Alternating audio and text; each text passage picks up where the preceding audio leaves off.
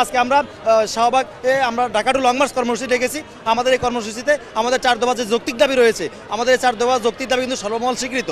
তারা নিজেরাই স্বীকার করেছে আমাদের দাবি যৌক্তিক। তাহলে যৌক্তিক দাবি হলে আমাদের মেনে নিতে সমস্যা কোথায়? যেহেতু মেনে নেওয়া হয় নাই, আমরা আজকে সিদ্ধান্ত নিয়েছি, আমরা আজকে ফয়সালা করে এসেছি, আমরা যে আজকে রাজপথে থাকবো যতক্ষণ পর্যন্ত আমাদের এই 4 দফা যৌক্তিক দাবি মেনে না নেওয়া হবে ততক্ষণ পর্যন্ত আমরা রাজপথ ছাড়ছি না। 4 দফা দাবির মধ্যে প্রথম হচ্ছে 10ম গ্রেডের শূন্য পদে নিয়োগ চাই।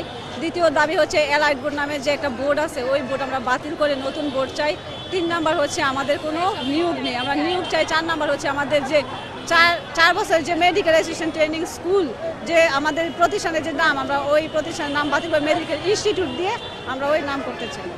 আমাদের যতক্ষণ পর্যন্ত আমাদের দাবি আদায় না হবে ততক্ষণ পর্যন্ত এই অবস্থান কর্মসূচি চলবে।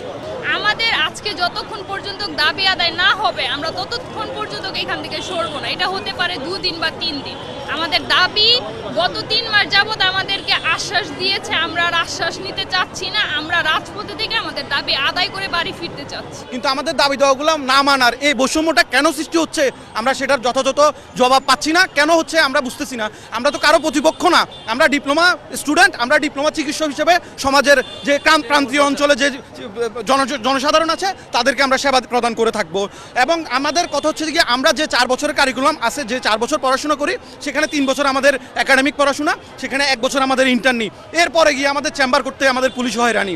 এসবগুলো আমাদের সাথে কেন হবে? আজকে যদি আমাদের কোনো ধরনের ফয়সালা না দেওয়া হয়, আমাদের নিয়োগ না দেওয়া হয়, আমাদের উচ্চশিক্ষা না দেওয়া হয়, কোর্স কারিকুলাম চেঞ্জ না হয়, আমরা তাহলে রাজপথ ছাড়ছি না।